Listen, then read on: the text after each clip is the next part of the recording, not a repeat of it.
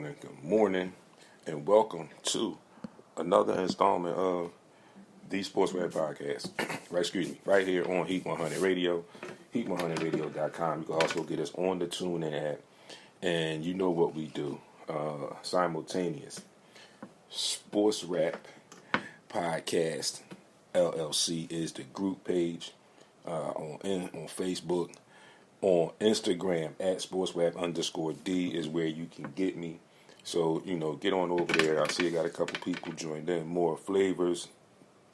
Big Jim 71. Thank you guys for tuning in early this morning on this Monday morning. For some of us, disappointing morning. For some of us, maybe not so much. But we are going to get through this, people. It's definitely going to help us in the long run. It is going to be something that we will learn from as our star quarterback, our newly minted star quarterback, has also mentioned. So that's what we're going to get to today. But you know how we start out. You know what we do. I got some news and some updates. Now, a few scores. Had a couple NBA games and a few NHL games yesterday. So I'll give you those scores along with the news and the updates. And then what we'll do is what we always do. We'll get into our topics of the day. And, of course, our first opening segment of the show today is going to be our Super Bowl recap. And we're going to talk about our Philadelphia Eagles and how can I put this? How we didn't complete the task. I'll leave it like that. We didn't complete the task. And because I'll put it that way because, like I said, I've had a few people, a couple of my good friends act like they're checking in on me, making sure I'm okay, what I'm asking was I okay? I said, yeah, I'm okay. I also did a little intro preview video before I came into the studio this morning, and one of the things I said was that I definitely have to admit that I am disappointed. Of course, like I said, and I'm disappointed for reasons like I mentioned, that the season did not end the way that we hoped it would end. Also, it did not go as planned. We had a task, and that task did not come to fruition. It was right there in reach.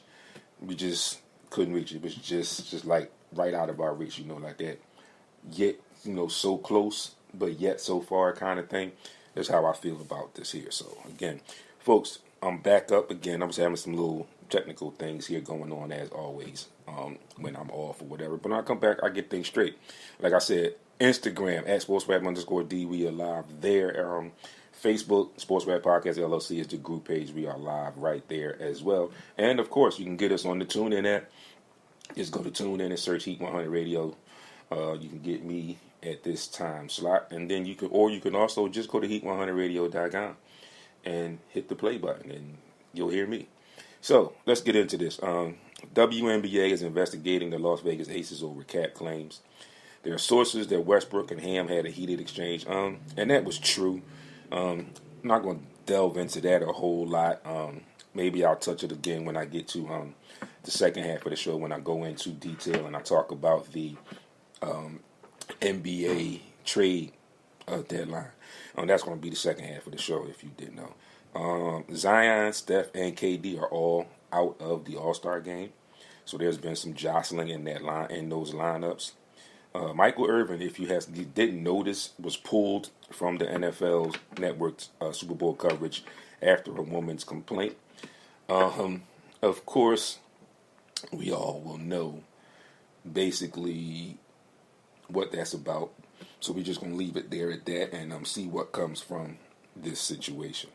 And because of the reports I just gave you about Zion, Steph, and KD all being out, Embiid has been moved into the starters pool in the Eastern Conference. I guess they're saying, oh, we're sorry. Somebody got hurt. We'll move you in. I mean, in my opinion, with the three that are out, Steph, KD, and Zion, you got two on the West. So when you can basically say when Kyrie was traded to Dallas, One of those two guys was replaced in the West.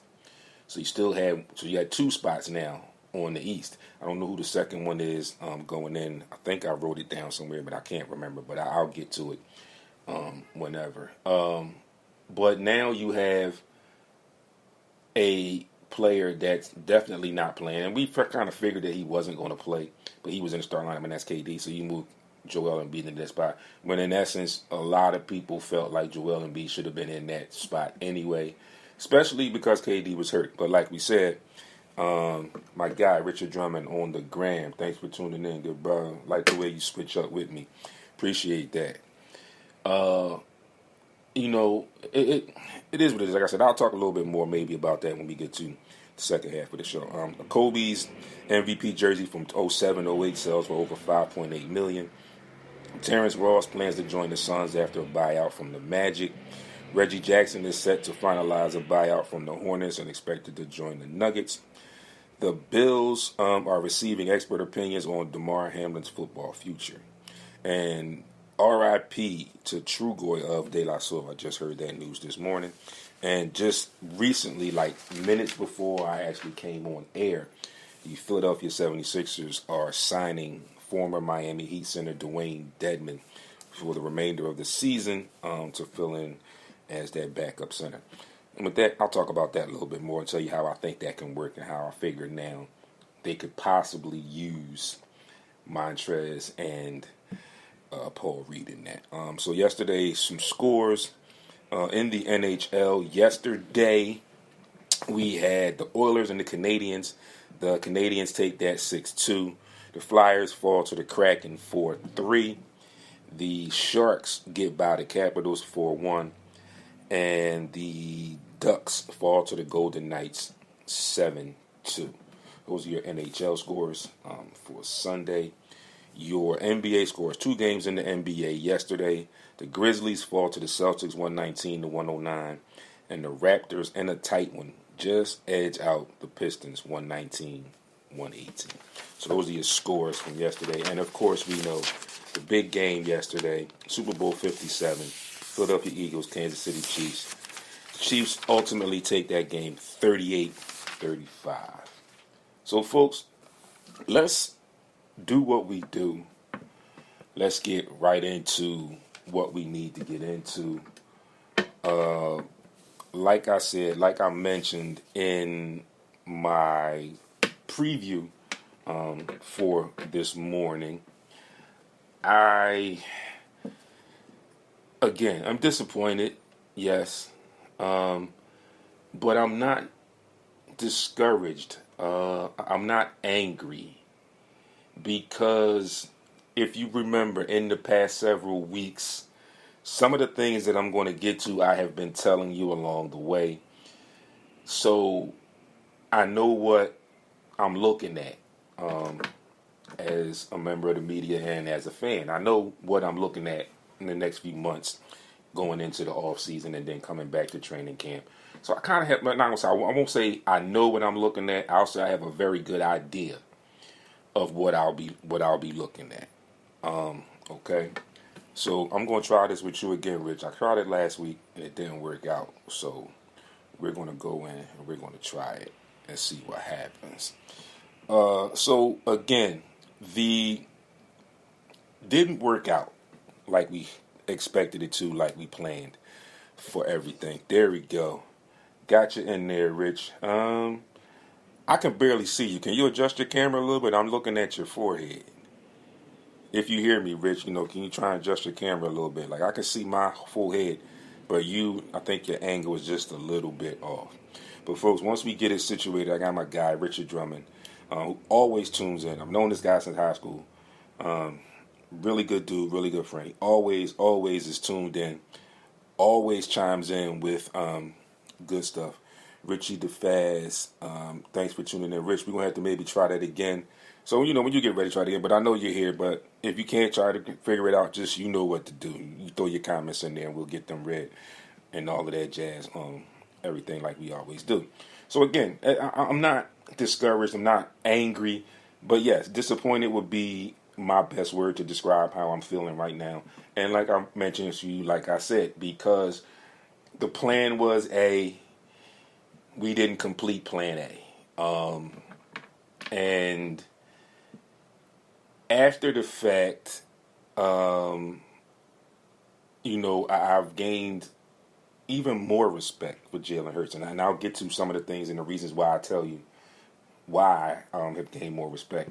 My respect for him grew from the end of last season to the beginning of training camp to what I saw from the beginning of the season all the way through to last night's game. So as I say, as he progressed, my respect progressed. And the respect that I have, that I say I have and I say that has progressed, it is more than just his play on the field. The play on the field is a given because everybody sees that. And me now, from my standpoint, where I am and what I do now, where I differ is my respect for him as a young man, a young black man, a young black professional athlete, and just a genuine human being, genuine, good, solid person, if you will. And like I said, I've got a couple quotes that I'm going to read of his, and hopefully you'll understand it a little bit more. But if you don't, I get it because I understand the way I have to watch games. I watch them for fun, I do. But I also am either in my phone or in my head. I'm making mental notes, and I'm doing what I do so I can bring my information to you guys every morning. CC Dash, thanks for tuning in on IG. The IG is popping a little bit this morning, y'all. I appreciate that. Yeah, keep it up, y'all. Keep that up. So we look at yesterday's game, and I felt like yesterday's game was going to be a close game. I felt that from the very beginning. But I also thought that a lot of the things that I said, and I'll give you a brief summary of a lot of things I said. Yes, I was all in on the defensive line. I did tout the defensive line. And it was what it was for a long period of time. So you can't deny that, okay? It was what it was for a long period of time, okay? That didn't go the way I expected it to go. In actuality, the entire defense really didn't go the way I expected it to go.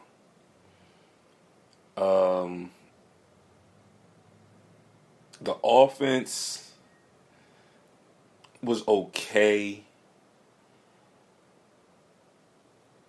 I do have some questions, or I had questions about the offense in the second half. The way things didn't fully get adjusted, and also the way things didn't get adjusted on defense. My first thoughts, and shout outs to Claude Robinson, who piqued my interest real quick last night. It was last night or it was early this morning, I don't remember. Whenever it was, I saw his quote and I commented in and I said, yeah, 3 plays that I saw right offhand that really hurt us. And he immediately came back like he always does with some good content. And he just said, he was like, look, Wayne, he's like, D, look, it ain't, you can't just say it was 3 plays. It was other stuff going on too. And then I went back and I was like, look, Claude, you know me. You know me. I got a show to do tomorrow. So I was like, but you know me. And I get that and I understand. You're absolutely right. I said, but what I meant was looking at the grand scheme of things. And I know the other stuff was involved. And I'll point some of that other stuff out in just a few minutes. But for me, it was 3 particular plays, I say, that after the fact jumped right out at me. Okay, and like I said, I'm not discrediting the other things that went on. And I know there were other things that went on, definitely, that played a hand in everything that went on. But like I said, just for me, there were 3 plays that just jumped out at me as like, yo, they really did something there to us. The 2 plays, the 2 wide open touchdowns. It was the same play, different personnel on opposite sides. And then the punt return. Like, those were the 3 that immediately jumped out at me. But then again, like my guy Claude said, it was also the fumble. And that was crucial. Because if we play the numbers game, you take that fumble away, and you say, let's say we just leave everything else the way it was. We take that fumble away. And like I said, we take everything else away. So we say we leave the points where they are. The Eagles stay with their 35. And for right now, where I'm going with this, the Chiefs would stay at their 31. Okay, now let's just say, hypothetically speaking, yada, yada, yada, whatever, devil's advocate, however you want to say it, that fumble doesn't happen. So we take that 7 points off the board. And I'm not saying we take it off and give it to the Eagles because they definitely would have scored. We don't know. So like I said, we'll leave the Eagles at the 35 because we know that's what they definitely scored. And I said for all intent and purposes, we'll leave Kansas City at that 38. But I said if we take that turnover away, and I'm not saying that if it wouldn't have happened, they would have did this. I'm just painting a picture here for you. Just looking at some things, just playing with some numbers, if you will. You take that away, then the score is 35-31. Okay? But we can't do that because we know what happened. It happened, the fumble happened, they picked it up, scored a touchdown. We know what happened. The Eagles got a break on the second one with Miles Sanders. But in the grand scheme of things, in my opinion, the Eagles coaching staff showed their youth as far as an experience in those types of games and big games, where there were like basically hardly any adjustments in the second half. Like every possession the Chiefs had in the second half, they scored. You also do have to give some credit to the Eagles and Jalen Hurts for the resilience to come down and score, get that 2-point conversion, and tie the game up. But then it went back to the same thing. The defense, like yesterday, was not the same defense that we saw for 19 games. You figure the 17 games in the regular season, the 2 playoff games, and yesterday. So for 19 games, we saw a phenomenal defense. We didn't see a phenomenal defense yesterday. We were maintaining in the first half. We went into the first half with a lead. We went into the first half up 10. 24-14. Again, we come back in the second half. They score a touchdown in the third quarter. We only scored 3 points. We only scored a total of 11 points in the second half. They, on the other hand, scored 24. Big disparity there. Big difference. So, again, it is what it is. I can't. I'm not going to harp on it. One thing I will say is I like the fun. I like the banner in it. But in some cases, some instances, I say, and people probably won't, some people will care, some people won't care when I say this, but I just got to get it off my chest, Just be respectful as far as my group and my page. If you comment on some stuff and anything that I post on for anybody else's comments, because,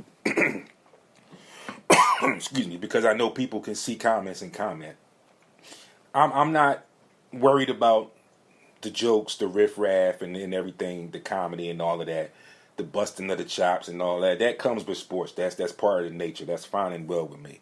What I don't want to see and what I will not tolerate on any of my pages or any of my information is the disrespect. So don't be disrespectful. But also, what I want people to see and understand as fans, you have to understand that teams get good, teams make runs, and then things change. Coaches, players, all of that type of stuff. I want people to be, when I comment on stuff and when I point stuff out to some fans and about their teams, I want people to be real in the situation that their team could possibly be in. Okay? I don't want people to just continue to be the fan. Be the fan, of course. I love it when you're the fan. You should be the fan. But I also need you to be true to yourself and be real about the situation that your team is in or could possibly be in. Okay? For example, and I'm only taking this and I'm generalizing here. MT Breadhead 84. Thanks for tuning in. I'm generalizing here. So we know, backtracking, after the Eagles beat the 49ers in the championship game, there's a lot of chatter from the 49ers players, that side of the ball. A lot of chatter from some of the fans and all of that. And okay, the fans chatter, I get that. That's part of the game. No issues and nothing there. Some of the players that mouthed off in that situation, Brandon Ayuk, a couple others, I think Fred Warner or somebody. Like, I get where you're going with it, but when we backtrack and we look at reality and I think about that game, the guys that mouthed off were the guys that names weren't really called a lot in that situation, in that game. And I know it's all for nothing now because the season is over now. We got to the Super Bowl, we didn't win. So that's what people are going to hang their heads on now when I talk about this stuff. They're still going to just say, oh, but y'all got there and didn't win. There's nothing I can do about that right now. It's over with. The game was last night. It's done. It is what it is. It's over with. There's nothing I can do about it. But I can go back and fill in everything that I've been saying for the past 4 or 5 weeks. From the end of the season going into the playoffs all the way up into the Super Bowl. Things will change. So, again, I mentioned to one of my partners about his team situation and how very early that they would get to this point, to the point where they are. And I'm getting back to that because I'm talking about the 49ers again. And I'm not busting chops. I'm just giving up reality and pointing out some things that I saw, some things that I noted, some things that I pretty much am sure are going to change. And it's a known fact. And it just happens. Okay? I mentioned to one of them about the quarterback situation. Trey Lance goes down, done for the season. You have to bring back Jimmy G. Jimmy G goes down. You lose him for the remainder of the season. You bring in Brock Purdy. And again, like I said, all through that stretch, I applaud Shanahan and Brock Purdy.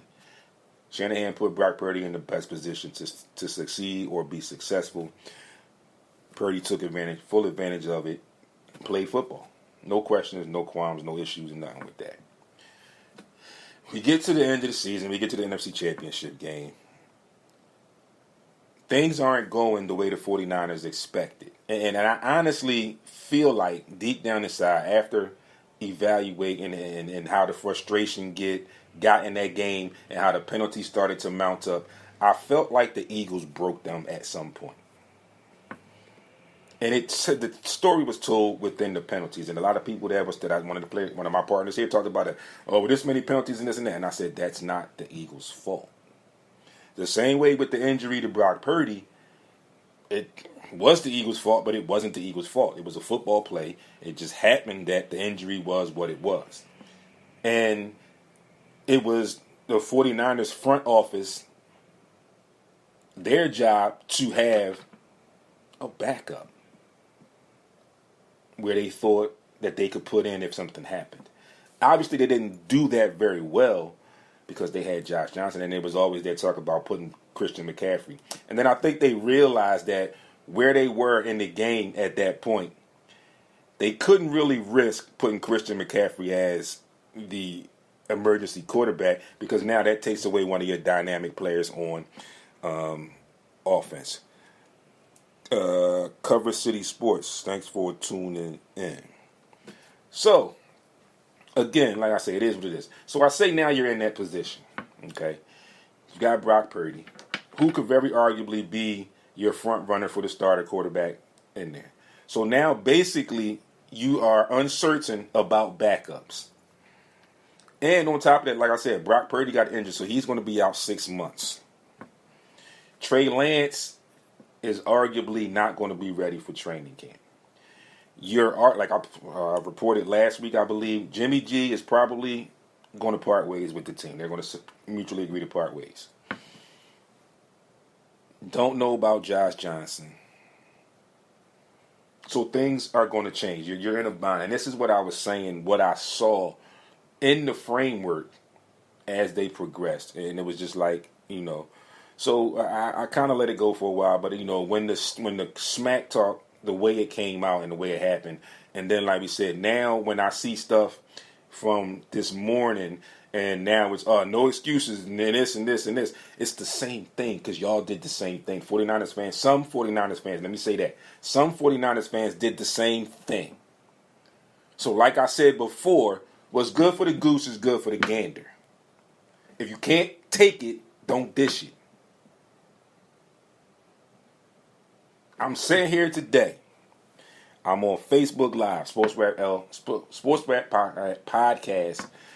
Group page is on Facebook. On Instagram at SportsRap_D. Look, folks, I also even got a phone in here with me today. All right? 215-287-1672 if you want to get at me. All right? But I'm going to stay where I stand. And like I said, I'm not angry. I'm not upset. I'm just disappointed in how my team season ended. Didn't end the way I wanted it. Didn't end the way I hoped it would end. But I accept that. So, again, getting back to the thing, and the things that I said, Lee Woodall, my guy, good to see you. Good to hear from you. Thanks for tuning in, good brother. So, with that being said as well, I move into the other side of the ball. And this is some of the things that I said at the same time. I move into the Eagles situation. And like I said in my opening, the things I'm getting ready to go over with, I'm getting ready to talk to you about real quick, are things that happen all the time. Okay? We all know the success the Eagles had all season long. We know that. Okay? That means that their coaching staff are going to get heavy looks. Whether Eagles fans are truly all in on these particular coaches or not, because of the success that they've had, things are going to change. So on the Eagles side of the ball, it's kind of likely that we could be looking for a new offensive and defensive coordinator. Okay. The rumors are that Shane Steichen will be flying out to Indiana today to interview or to accept or finalize that deal with the Indianapolis Colts to become their new head coach. In this whole thing, even while the Super Bowl was going on, and once it got later when it was determined that there's a stronger possibility that the Eagles could lose yesterday, the Colts began telling other candidates, no need. We were going in a different direction. We think we found our candidate. So he'll probably be announced sometime today or sometime this week as their coach. So the Eagles will need an offensive coordinator. We definitely know that. The rumors are that they may elevate Brian Johnson, the quarterback's coach, to the offensive coordinator. I said that they had game plans and plan when I talked about this, okay? Now, just a little monkey wrench in my system and my cogwheel spinning. The defensive side of the ball, they're saying that the Cardinals are expected to interview John Gannon for their head coaching job, the Arizona Cardinals. Okay, fine. And I also mentioned a couple times last week and maybe the week before that the Eagles had a plan in place where they brought in Vic Fangio these last 2 weeks as a consultant, yada, yada, yada. He has since now turned and decided to sign on as the Miami Dolphins defensive coordinator. So that plan there on that side, that contingency plan, like I mentioned to you, that they had, now has a monkey wrench in it and is now a washout. But I think it'll be fine because I think we've seen what Howie has done. We have seen what the team has done. So I think they will be very meticulous if Jonathan Gannon does take a job or get offered a job and get the position, I think they'll be very meticulous in who they bring in as a defensive coordinator. And what I meant when I said all of that is just simple, and it's just common knowledge that what we saw from the Eagles on offense and defense could very well possibly look different next season. Because if they elevate Brian Johnson, although he's been there in the system as the quarterback's coach, it's going to be his thing. He's going to put his thumbprint on it. Some things will change.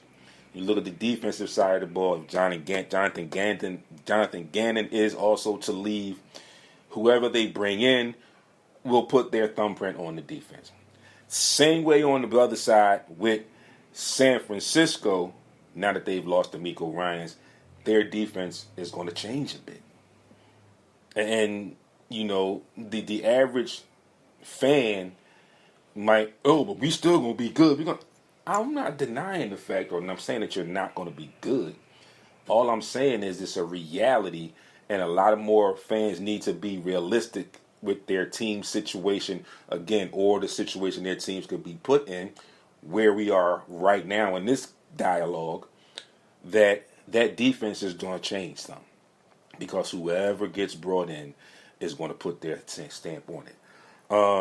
I'm sure I got some people, and listen, I just mentioned on Instagram. So Instagram, if you're listening, Facebook, if you're listening, I mentioned on Instagram, my guy, Lee Woodall Speaks, joined. If you don't know about him, go look him up. Like I said, Lee Woodall Speaks, all one word, LeeWoodall Speaks on IG. It's my guy. Okay? Known him since college. Football player. As a matter of fact, Super Bowl champion. Yeah, I know some people, so don't get excited. I know some people. Whatever. But getting back to my point, I'm sure he knows and understands what I'm referring to when I say that when coaches change, new guys come in, they put their thumbprint on it, and things look a little bit different. And that's all I'm saying. Like I said, I'm not trying to say that because D'Amico Ryans left, y'all defense is going to be trash. Definitely not saying that. I would never say that because I know, like I said, I gave y'all all the credit. Even in the game against the Eagles, I said the front seven got frustrated and got broke. And I said it. I said the secondary, though, in my opinion, pretty much did their job. Or they did a good enough job to contain. That's why we only scored touchdowns on the ground. So I think the frustration came from that front seven, and I think that those are the guys that we broke. But long story short, like I said, I'm only saying that some things are, and I'm like, I didn't say it was just for, I even looked at my own team, and I said, if A happens, this is going to look different. If B happens, this is also going to look different. It's basically all that I'm saying. So, again, I just hope for the Eagles' sake they don't go deep into that Super Bowl hangover where they look like a team like almost not as bad as the Rams did this year, but they look like one of those teams that will just fall off. I don't think that will happen. I don't think with what I've seen from Jalen Hurts this season, I don't think he would allow that to happen. Like a lot of the quotes that I have been quoting from him and things that I've said, which again added into my growth and respect of him off of the field more. Whereas in one instance, a little ways back in the season, where somebody asked him about the temperature in the room, and his comment was, "No, temperature in the room. I set the temperature in the room." Okay, so I know how he felt after losing to Tom Brady and the Bucs last year in the playoffs, and it showed all season long. We saw what he did all season long. So I know getting to this point, getting to the mountaintop, and not being the victor at the mountaintop, is going to do something to him. So, again, this is Black History Month, just to throw this in there again, and I usually pick out something to go with it. But this time, since we're talking Super Bowl and there were some Super Bowl records set, I'm going to go with some Super Bowl stuff. First and foremost, two African-American quarterbacks faced off against each other in the Super Bowl for the first time ever. Okay. And because I'm a Philly fan, because I'm here in Philly, I'm going to run with my guy a little bit. Jalen Hurts, second youngest quarterback in NFL history to win 14-plus games in a single season. How about them apples? Okay. Also, some other records were broken by Jalen Hurts. Let's see here. In the first half, I believe it was, he broke several records. Okay, no, he just broke several records. Okay, here we go. In the first half, he broke former Tennessee Titans quarterback Steve McNair's 23-year-old record for the most yards rushing by a quarterback in a Super Bowl. Okay, he broke the record on his 2-yard run on 4th and goal that scored that touchdown. He also became the first player to run for 2 touchdowns in the first half of a Super Bowl. And the third touchdown to pull the Eagles within 2 points of the game. All right. His third touchdown tied him with Terrell Davis as the only player to score 3 rushing touchdowns in a Super Bowl. He also became the first player in NFL history with 300 passing yards, 70 rushing yards, and 3 touchdown runs in any game, regular season or playoffs. Okay, so arguably, while it won't make much comfort for him, but arguably the greatest performance by a losing player in Super Bowl history, joining the likes of Steve McNair, Brady, and won in Super Bowl 52, and the loss to the Eagles, of course, and then Thurman Thomas. So, that being said, but getting more to what I said. Before I finish up on Jalen Hurts, that's that. So, like we said, I had a list here of possible offensive coordinators who the Eagles could reach out to, look to replace Shane Steichen.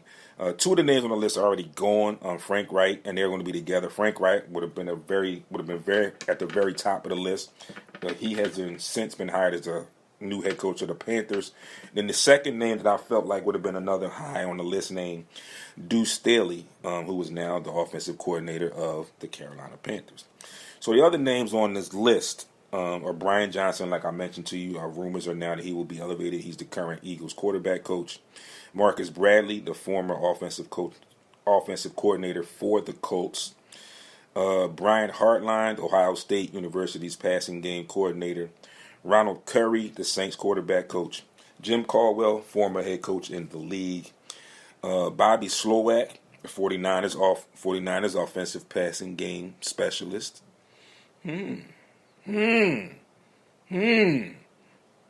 Zach Robinson, the Rams assistant QB coach.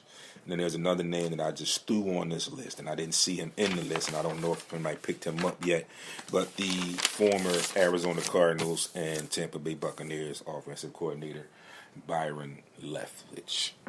So, getting back to my guy, 2 quotes from yesterday that I was somewhat impressed with. And this one is just an abridged version. It's one of the things he said when he was asked about how he felt, what he took from being in the Super Bowl and coming up short. He said, you either win or you learn. Okay, end quote, end quote. And I'm going to go back, quote, "We lost. We came here to win and we came up short. It's something that I know will motivate me. I've been here before. That's the beautiful thing about it. I'll figure it out," end quote. Says a lot about him. Again, like I said, and the respect that I have has grown immensely. Also, just another quick quote from Super Bowl press conferences.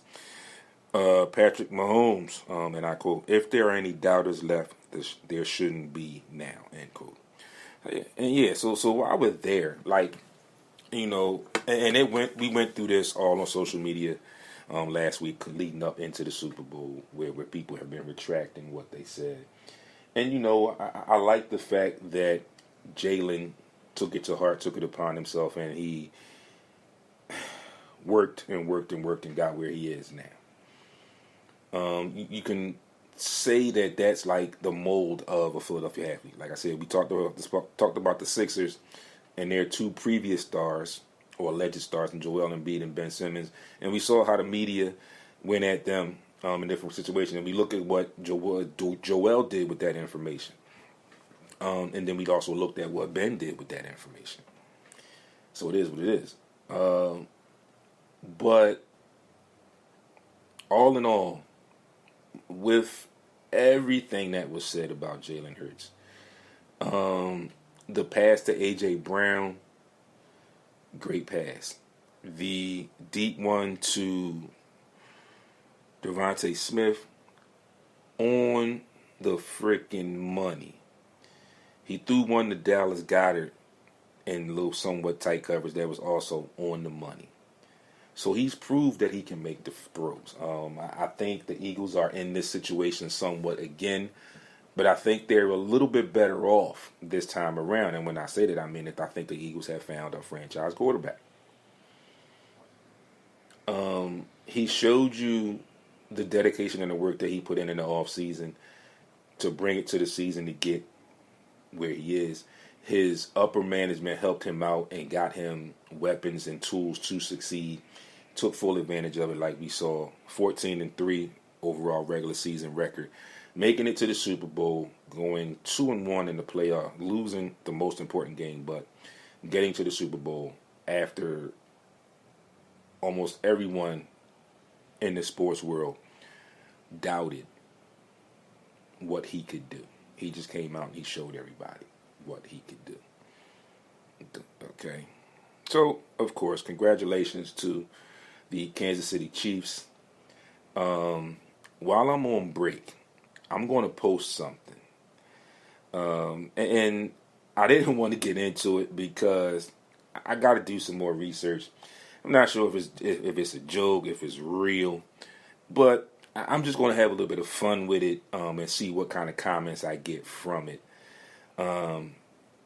So just sit tight for that, folks. It's 11:38, 38 minutes past the 11 a.m. hour. I'm going to take my first break, and like I said, I'm going to post what I just said I was going to post. And again, on that post, you can leave me comments there. If you leave me comments there, I won't get to them until after the show, or you can save your comments for when I come back.